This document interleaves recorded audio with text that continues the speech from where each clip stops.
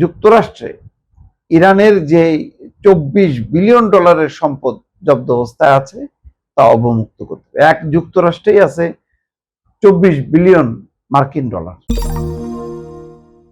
চিন্তা করেন আমেরিকার চিন্তা ভাবনা ইরানকে নিয়ে।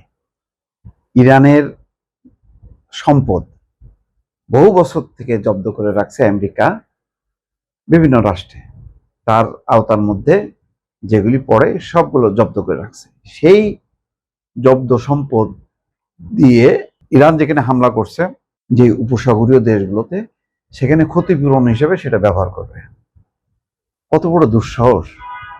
যেই সম্পদ ফেরত দেওয়ার কথা চুক্তিতে আছে যে জব্দ সম্পদ ফেরত দিতে হবে এবং নিষেধাজ্ঞা প্রত্যাহার করতে হবে যাতে ব্যবসা বাণিজ্য অর্থনৈতিক কর্মকাণ্ড করতে পারে, সেইটা চিন্তা না করে সেই জব্দ সম্পদটা ইরানকে দেবে না, আমেরিকা দেবে হচ্ছে ক্ষতিগ্রস্ত দেশগুলোকে।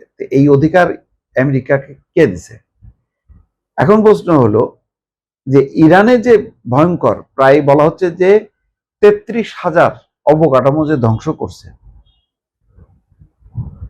এবং প্রায় 4-5 হাজার মানুষ যে মারা গেছে, এইটার ক্ষতিপূরণ কে দেবে? আমেরিকা দেবে? বলছে যে আমরা এই ক্ষতিপূরণ দেব।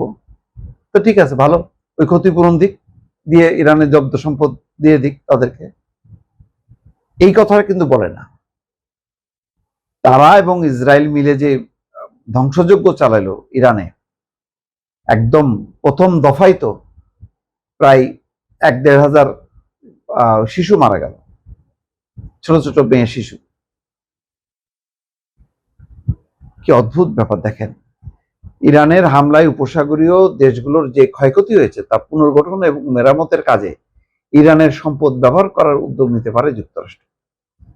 বিষয়টি সম্পর্কে অবগত একটা সূত্র এই কথা বলছেন। এরই মধ্যে কুয়েত এবং বাহরাইনে হামলার পর নতুন করে ড্রোন হামলা চালিয়েছে তেহরান।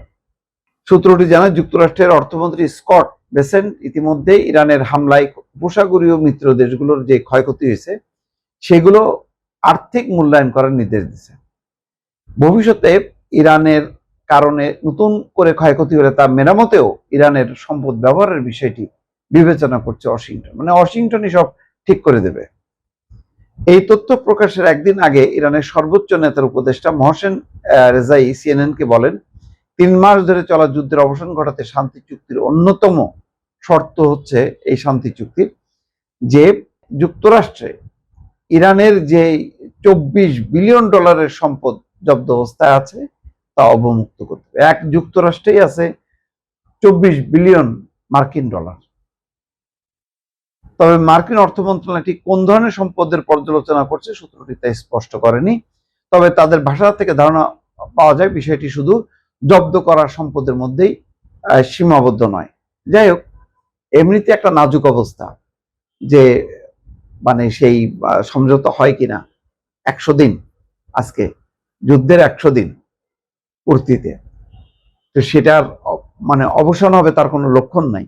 তার মধ্যে এই যে নতুন যে আওয়াজ তুললো, এটা আরো এই শান্তি চুক্তি সম্পাদনের ক্ষেত্রে বা আলোচনার ক্ষেত্রে বিষয়টি আরো পিছিয়ে দেবে।